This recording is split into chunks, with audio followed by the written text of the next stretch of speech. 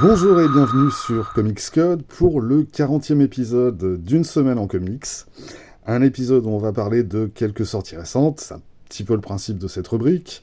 Et on va commencer par une nouveauté que j'ai pas achetée, mais dont j'ai relu une partie des épisodes, c'est le Justice Society of America Chronicles 2001, sorti chez Urban Comics. Donc non, j'ai pas acheté ce volume, tout bêtement parce que c'est quelque chose que j'ai déjà en VO. Du coup, j'ai pas vraiment eu l'occasion d'en parler jusqu'ici, alors que c'est un titre que j'aime vraiment beaucoup.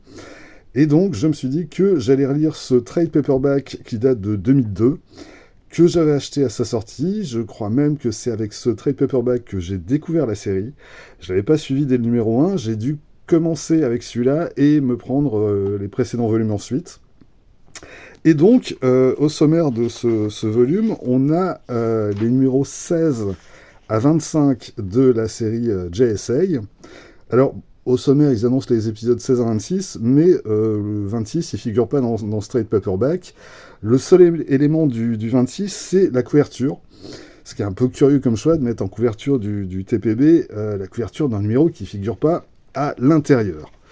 Mais bref, tous ces épisodes, on les retrouve donc dans le JSA Chronicles 2001, qui lui s'arrête pas au numéro 25, mais qui va jusqu'au numéro 30, et qui contient aussi les one-shots Golden Age Secret Files numéro 1, JSA Secret Files numéro 2, et JSA Our Worlds at War numéro 1. Donc, ce dont je vais parler maintenant, ça représente grosso modo la moitié de ce qui est au sommaire du Chronicles. Mais c'est des épisodes, encore une fois, que j'aime beaucoup, que j'avais pas lu depuis un paquet de temps, et qui, de mon point de vue, sont un peu un modèle du genre, dans leur genre respectif. En fait, on a deux arcs dans ce trade paperback. On a l'arc Injustice Be Done, et ensuite on a The Return of Hawkman. Injustice Be Done, c'est des épisodes qui jouent à fond la carte de l'action, avec donc l'Injustice Society qui s'attaque à la JSA. Alors, l'Injustice Society, c'est grosso modo l'équivalent pour la JSA de l'Injustice League pour la Justice League ou des Frightful Four pour les Fantastic Four. C'est leurs ennemis jurés et leur pendant en mode super vilain. Et donc, l'Injustice Society s'attaque ici à la JSA et ça démarre quasiment à la première page et ça va pas s'arrêter pendant 5 épisodes. L'Injustice Society a mis au point un plan d'attaque pour prendre par surprise les différents membres de la JSA, pour prendre aussi le contrôle de leur QG, et donc on a toute une première partie du récit avec la JSA qui est sur la défensive, qui doit déjà survivre à cette première vague d'assaut. Et puis ensuite, au fil des épisodes, ça va encore monter en puissance avec la menace représentée par l'Injustice Society et surtout par son leader.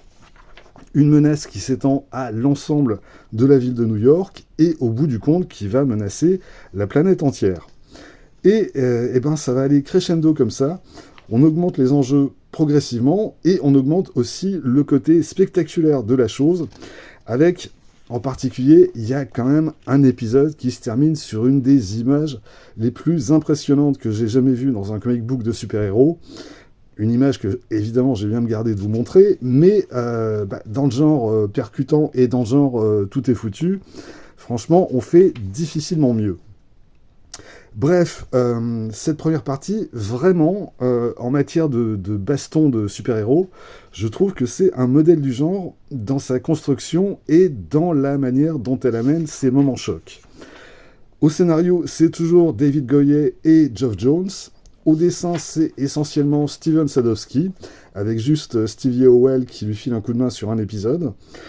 Sadowski, c'est sans doute pas le plus grand dessinateur du monde, mais ça fait le boulot, c'est efficace, et son storytelling est assez impeccable. Bref, à lire et à relire en ce qui me concerne, c'est vraiment le pied. Et dans les épisodes suivants, on a le retour de Hawkman.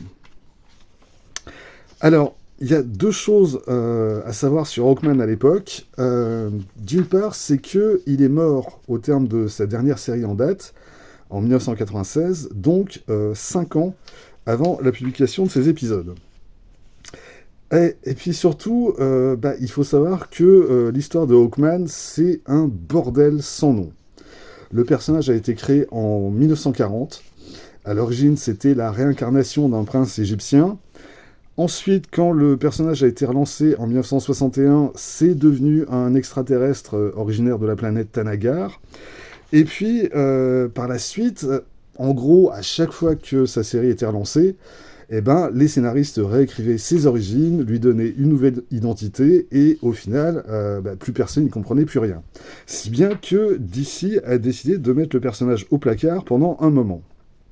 Et là, dans ces épisodes, on va assister au retour du personnage, donc, mais surtout, les scénaristes, en fait, je pense que c'est surtout Geoff Jones qui est sur le coup, et qui va faire une espèce de synthèse de tous ces éléments différents et souvent contradictoires de l'histoire du personnage, et qui va remettre tout ça au carré et rendre tout ça cohérent. Mais pour faire ça, il va pas passer des pages et des pages à refaire toute l'histoire du personnage en détail, parce que du coup ça aurait sans doute fait plaisir aux vieux lecteurs, mais les nouveaux, ils s'en foutent un petit peu. Et là, en fait, pas du tout. La révision du personnage, elle va se faire très naturellement, dans le cadre d'un récit qui est à nouveau bourré d'action, là encore très cohérent dans son déroulé, avec une menace cosmique d'envergure qu'il faut arrêter, et vraiment tout ça est d'une fluidité parfaite, et que vous soyez nouveau ou ancien lecteur, vous devriez y prendre le même plaisir.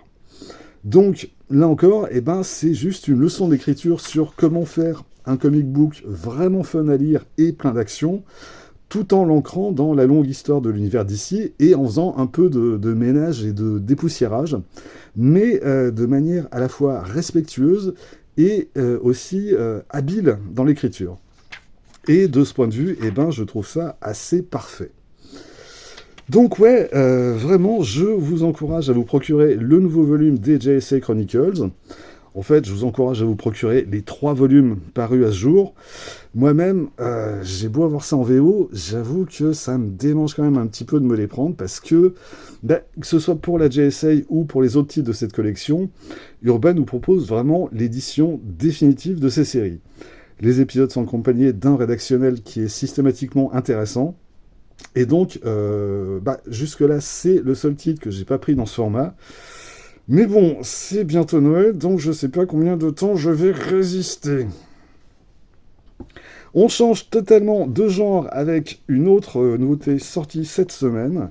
C'est Mon parrain, la bonne fée, de Robert Mailer Anderson et John Sack, paru chez Comics Initiative. Comics Initiative qui avait déjà publié une autre de leurs œuvres, Windows on the World, dont je ne pourrais pas vous parler vu que je ne l'ai pas lu. Mon parrain la bonne fée, à vrai dire, je ne l'ai même pas vu venir celui-là, puisque je l'avais raté en préparant ma vidéo sur les sorties de décembre. Donc je l'ai découvert en librairie. Et puis bon, Comics Initiative de base, je fais confiance, et donc j'ai pris. De quoi est-ce que ça parle ? C'est l'histoire d'une ado qui s'appelle Billy et qui a brutalement perdu ses parents. Et la dernière volonté de sa mère, c'est qu'elle aille vivre chez son parrain, Adam, à Liberal, qui est une petite ville du Kansas. Et Liberal, malgré son nom, c'est pas l'endroit le plus ouvert des États-Unis. Ce serait même plutôt le contraire. Et Adam, le parrain, lui, il est gay. Et il hésite de l'afficher trop ouvertement. Parce que la politique de l'endroit, c'est plutôt don't ask, don't tell. L'homosexualité, elle est au mieux tolérée, mais tant qu'elle ne s'affiche pas en public. Et c'est donc dans ce cadre que Billy va entamer sa nouvelle vie, qu'elle va tenter de se faire de nouveaux amis, dans un lycée où la plupart des jeunes sont aussi peu ouverts d'esprit que leurs parents. Et puis, dans le même temps, il lui faut faire le deuil de ses parents et vivre avec un homme que finalement, elle ne connaît pas vraiment. Et pour Adam, la situation n'est pas forcément plus facile. Voir débarquer chez lui, dans sa vie, une gamine comme Billy du jour au lendemain, ça va quand même sérieusement le bousculer et ça va l'obliger à s'adapter. Voilà pour le pitch. Robert Mailer Anderson et John Sack, ils signent ici une tranche de vie. On est entre drame et comédie. Et c'est une histoire qui s'intéresse à la fois à l'intimité de ces personnages et aussi, à travers eux et sur un plan plus large, à une certaine Amérique, réactionnaire, on va dire, bigote et homophobe. Et dans l'ensemble, ça fonctionne bien. En premier lieu, parce que les personnages sont attachants et ils sont bien campés. Les relations en particulier entre Billy et Adam sonnent vraiment justes, que ce soit leur moment de complicité ou leur non-dit, leur maladresse ou à l'inverse leurs élans l'un vers l'autre. Et puis autour d'eux, on a d'autres personnages intéressants, à commencer par Steven, qui est le compagnon d'Adam, qui a quand même droit aux meilleures répliques du récit et qui vient apporter pas mal de recul et d'humour aux situations mises en scène. Les situations en question, elles sont sans doute un petit peu stéréotypées. C'est-à-dire que le récit passe par une série de passages obligés pour avancer. C'est pas forcément gênant, mais disons que on sait un peu où on va à l'avance, histoire de pouvoir confronter les différents points de vue, et que tout ce qui a été caché jusqu'à l'arrivée de Billy finisse par apparaître en plein jour. C'est-à-dire que Adam, il va être amené à, entre guillemets, assumer son homosexualité vis-à-vis de ses voisins et de ses concitoyens, mais aussi vis-à-vis de Steven, et ça va aussi les obliger à revoir leur relation. Et c'est un petit peu la même chose pour Billy avec ses nouveaux amis, ou ses nouveaux ennemis aussi, et chacun va devoir se positionner par rapport à la situation nouvelle qu'apporte Billy dans ce monde. En couverture, les cinéphiles auront peut-être reconnu Molly Ringwald, l'actrice principale du film Pretty in Pink, et on retrouve ce dessin dans les pages intérieures. Je l'ai d'ailleurs posté sur Instagram parce que j'aime vraiment beaucoup cette image. Et je trouve qu'il y a quelque chose de Pretty in Pink, et plus généralement des comédies de John Hughes, dans l'écriture de Mon parrain la bonne fée. À la fois dans l'écriture des personnages, on a notamment le frère de la meilleure amie de Billy, qui est totalement perché et qu'on voit en train de chanter à chacune de ses apparitions. Et puis, ça m'y fait penser aussi dans les situations et dans ce fossé que fait apparaître le récit et qui oblige les personnages à choisir clairement de quel côté ils vont se situer. Dans Pretty in Pink, le fossé, il était social. C'était les riches d'un côté et les pauvres de l'autre, avec au centre la relation entre le personnage qui était interprété par Molly Ringwald et le gosse de riche qu'elle fréquente, qui lui était joué par Andrew McCarthy. Ici, on a grosso modo le même dispositif, si ce n'est qu'on est passé d'un fossé social à un fossé sociétal, avec le couple que forment Adam et Steven au centre, mais aussi la relation de Billy avec Dylan, le garçon avec qui elle sort, dont la famille et les amis sont ouvertement homophobes, et qui va devoir choisir son camp. Et donc se pose pour lui le même dilemme que se posait pour le personnage d'Andrew McCarthy dans Pretty in Pink, choisir entre ses amis ou la femme qu'il aime. Donc, ça donne une lecture assez chouette, peut-être un petit peu convenue dans sa construction et dans sa progression, mais on va dire que c'est sans doute parce que je suis un vieux lecteur blasé qui a tout vu et tout lu. En fait, Mon parrain la bonne fée, c'est une lecture que je conseillerais très volontiers à un plus jeune lectorat, qui pourrait sans doute l'apprécier davantage au premier degré. Et du coup, si vous avez des ados qui traînent dans vos canapés ou à proximité de votre frigo, je me dis que ça ferait un cadeau de Noël pas con du tout. En plus, l'objet est vraiment très très beau. Grand format, dos toilé, la traduction de Benjamin Viette, elle est très bien elle aussi. En fin de volume, on a droit à une interview des auteurs. Et puis, le bouquin, il fait 160 pages. Et il est vendu 25 €. C'est tout pour les nouveautés de la semaine, mais on va rester chez Comics Initiative avec un titre sorti en septembre dernier, le tome 2 de The Kill Lock, intitulé Le Spectre Artisan. Alors, l'an dernier, j'avais consacré une vidéo au premier tome de cette série. Vous pouvez toujours aller y jeter un œil. Et c'est un bouquin que j'ai vraiment beaucoup aimé. Alors qu'a priori, c'est pas quelque chose qui m'attirait particulièrement. Un artiste que je connaissais pas, Livio Ramondelli, qui avant ça a essentiellement travaillé sur les séries Transformers chez IDW, c'est pas vraiment le genre de comics qui m'attire. Et encore une fois, publié en France chez Comics Initiative, je me suis dit que ça ne va pas être aussi basique que ça en a l'air. Et effectivement, Ramondelli a construit un univers assez développé où la vie robotique semble avoir succédé à la vie organique, mais où les robots ont répliqué une bonne partie de nos comportements, et en général, pas les plus nobles. À tel point que la peine de mort existe toujours, et elle s'applique aux robots criminels dans cet univers, dans une version un poil sadique, puisque les robots sont condamnés par groupe de 4 à porter un symbole, le Kill Lock, qui donne son titre au bouquin, et que quand l'un d'eux meurt, ils meurent tous. Dans le premier tome, on suivait les mésaventures de 4 de ces condamnés qui essayaient d'échapper à cette peine de mort. Et puis, dans ce nouveau tome, les enjeux sont quand même assez différents. Alors, première chose, est-ce qu'il est nécessaire d'avoir lu le premier tome pour lire celui-là ? Franchement, oui. Parce que l'intrigue s'appuie sur la résolution du tome précédent, et aussi parce qu'il vaut quand même mieux être familier avec les lois de cet univers pour bien appréhender ce qui est en jeu ici. Ceci dit, comme je le disais, on a un récit assez différent. Déjà parce que pendant une bonne partie de cette histoire, on change de point de vue en suivant deux nouveaux personnages, des résolvants, en gros des tueurs chargés de trouver et d'éliminer le spectre artisan qui donne son titre à ce volume, et qui est directement lié aux événements du volume précédent. J'en dis pas plus pour pas spoiler. Les enjeux de base sont donc assez simples, mais progressivement tout ça va se complexifier à partir du moment où on est amené à s'interroger sur les objectifs de cette mission, sur ses commanditaires aussi, et sur ce que ça révèle de l'organisation politique de cet univers et des différentes forces en présence.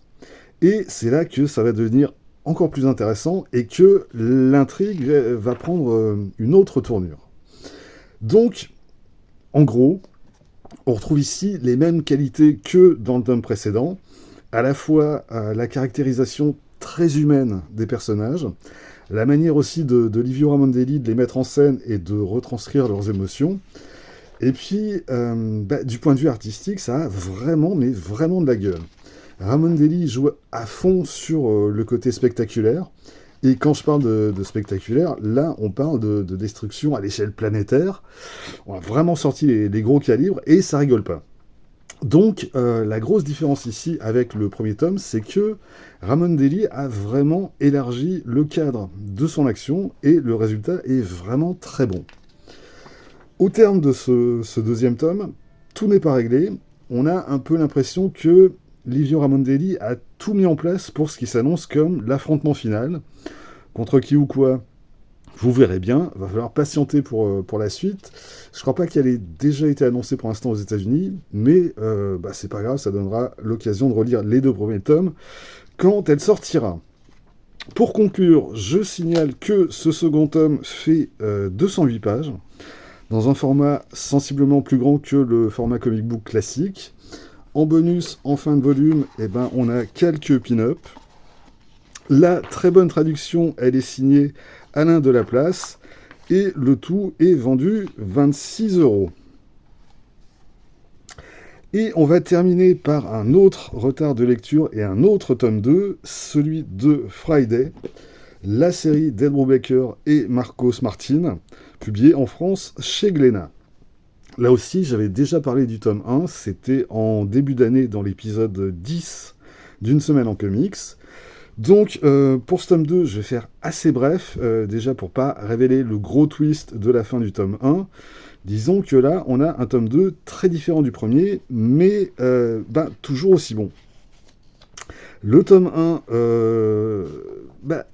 il occupait une bonne partie de son temps à mettre en place cet univers, ses personnages et puis leur histoire.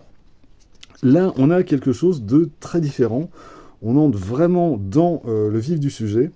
Il s'agit pour Friday de découvrir ce qui s'est passé à la fin du tome précédent, de dénicher des indices et de remonter des pistes. Et puis, on a aussi une dynamique qui est très différente ici, forcément, avec une ambiance également qui est beaucoup plus sombre. Alors, le premier tome marquait déjà la rupture entre l'enfance et l'âge adulte qui est vraiment au cœur de cette histoire. Là, la rupture, elle est plus que consommée et tout devient beaucoup plus noir. Et en même temps, on garde une partie de cet imaginaire assez fantaisiste qui, là aussi, est central à cet univers. Si ce n'est que tout ça est vu au travers d'un regard adulte et plus du tout un regard enfantin. Et à part ça, Marty Marcos, lui, il continue de faire des merveilles au dessin, que ce soit au niveau du trait ou de sa narration, c'est juste vraiment un bonheur. Vraiment, je ne peux pas entrer davantage dans le détail de cette histoire. J'ai aucune envie de vous spoiler quoi que ce soit. Mais vraiment, c'est du très bon Ed Brubaker, qui aura eu quand même une grosse production cette année, et dont forcément on reparlera de tout ça dans le best-of 2023, forcément. Et puis aussi on en reparlera quand la série sera achevée avec le 3e et dernier tome. En attendant, ce livre fait 120 pages, là encore dans un format plus grand que la normale. La traduction, elle, est signée Basile Begri et le livre est vendu 19 €. Avant de terminer, je ne pouvais pas finir sans un petit hommage à Claude Vistel, dont on a appris la disparition cette semaine. Et j'en profite pour ressortir l'incroyable ouvrage d'Éric Vignol, fantastique, consacré aux éditions Lug et à la naissance de la première revue dédiée aux super-héros Marvel, Fantasque, et qui contient une iconographie assez incroyable. Alors, Claude Vistel, qu'on voit ici à gauche sur la photo, c'était la fille du cofondateur des éditions Lug, des éditions où elle a commencé à travailler à la fin des années 50 et qu'elle finira par diriger. Mais avant ça, c'est elle qui a insisté à la fin des années 60 pour que Lug prenne à son catalogue certains titres d'un petit éditeur américain baptisé Marvel Comics, alors qu'aucun autre éditeur en France n'en voulait, et alors que la censure avait pour habitude de bien emmerder les éditeurs qui traduisaient des comics en France. Et c'est donc grâce à elle qu'on a eu Fantasque, puis Strange, Marvel, Special Strange, Titan, Nova, et les autres. Sans Claude Vistel, l'histoire des comics en France aurait sans doute été très différente, et peut-être même que vous ne seriez pas en train de regarder cette vidéo, tellement ma découverte des comics est liée aux éditions Lug. Donc, pour tout ça, merci madame. Voilà, c'est tout pour cette semaine. Rendez-vous très vite pour la suite. D'ici là, vous pouvez vous abonner à cette chaîne, laisser un commentaire, partager cette vidéo sur les réseaux sociaux. Vous pouvez aussi désormais retrouver les lectures de Quack Kent sur Instagram et avoir ainsi un aperçu du thème des prochaines vidéos. Et vous pouvez surtout lire des comics. Soyez sages et à bientôt.